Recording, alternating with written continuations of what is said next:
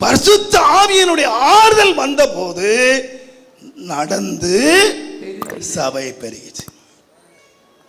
அப்ப எந்த சபை பெருகணுமோ, எந்த சபை நீங்க வளரணுமோ, இப்ப பாருங்க நம்ம நாட்டில் பார்த்தீங்கன்னா எங்க பார்த்தாலும் என்னது கலவரம், சண்டை. இதை என்னால் என்ன சொல்லிக்கிட்டு இருக்காங்கன்னா, சீக்கிரமா நம்ம நாடு ரெண்டா பிரிஞ்சிரும், ரெண்டா பிரியமா நாலா பிரியமா தெரில. ஏன் பிரிய போகுதுன்னு கேட்டீங்கன்னா என்ன இல்லை, எல்லாம் இருக்கு. நம்ம பிரதமர் பேர் எவ்வளவு சக்தி உள்ள நான் சொல்ல பரல. ஆனா எங்கே ஒரு நாடு சிதறி போகும்னு கேட்டீங்கன்னா, சமாதானம் எங்க இல்லையோ அந்த வீடு சிதறி போகும்.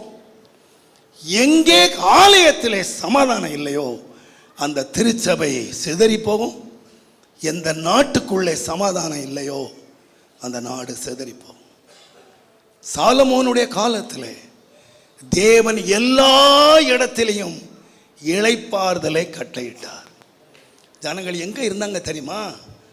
அவன் தன்னுடைய அத்திமரத்தின் கீழே, திராட்சை செடியின் கீழே அவங்க தூங்கினாங்க, உட்கார்ந்தாங்க.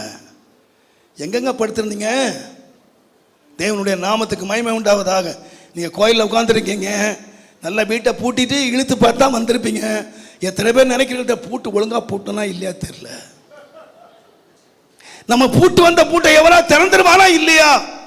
ஏங்க நல்ல கல்லு வீடு கட்டி சிமெண்ட்ல தர போட்டு நல்ல காட்ரேஜ் லாக் போட்டா படுபாவி ராத்திரியே திறந்து எடுத்து போயிடுறான், காலி பண்ணிட்டு போயிடுறான். ஆனா இங்க பாத்தீங்களா, அவங்க பாத்திரம் எல்லாம் பொன்னா, நம்ம பாத்திரம் இப்ப பிளாஸ்டிக்கா மாறிட்டு வருது. இந்த பிளாஸ்டிக்கை வச்சுட்டே நம்ம ராத்திரி தூங்க முடியல. அவனுங்க பாத்திரம் எல்லாம் பொண்ணுங்க. வெள்ளி ஒரு பொருளாக மதிக்கப்படவில்லை. ஆனா எங்க படுத்தாங்க?